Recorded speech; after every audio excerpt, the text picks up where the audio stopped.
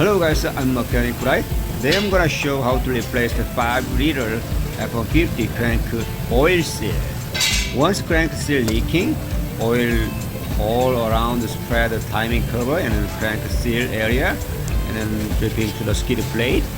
Don't be confused, it's most common leaking front crank seal. You guys see that now it's dirty, so I usually before removing any part and clean up front cover and oil pan and skid plate area as much as I can.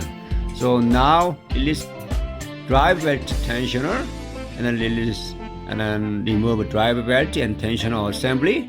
Next, remove AC belt and put aside. Using the impact wrench, remove crank pulley bolt, and then next step, crank pulley assembly using the special tool you guys buy Amazon and eBay. And now removing crank pulley hole assembly.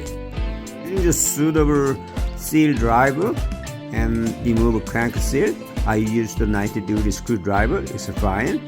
And then next, using the special tool, and I install the crank front seal. Crank pulley has kind of slightly oil sludge stain, so you guys need to clean up the in and out crank pulley, and then put some silicone onto the keyway, and then slightly lubricate the crank pulley. Now, using the special tool, install crank pulley hole assembly into the engine. And then, as tighten the crank bolt is a special sequence. And first, tighten the crank bolt is 1 or 3 foot-pound, and a pull turn losing, and then also 74 foot-pound using the torque wrench, and then more plus 90 degree. It's very important to hold the crank pulley and tighten the specific sequence.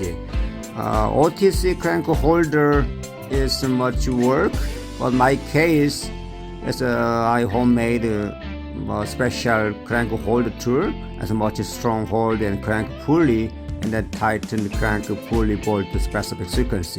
Do not using the impact, it could damage the cylinder timing gear. And then put the back to the auto belt tensioner and then finish the job. I strongly recommend the 5-liter and 35 and a regular engine, and then install the bug reflector onto the bumper. Bumper big hole, there are lots of mud and dirt go through the crank area. It's leaking commonly. Thank you for watching.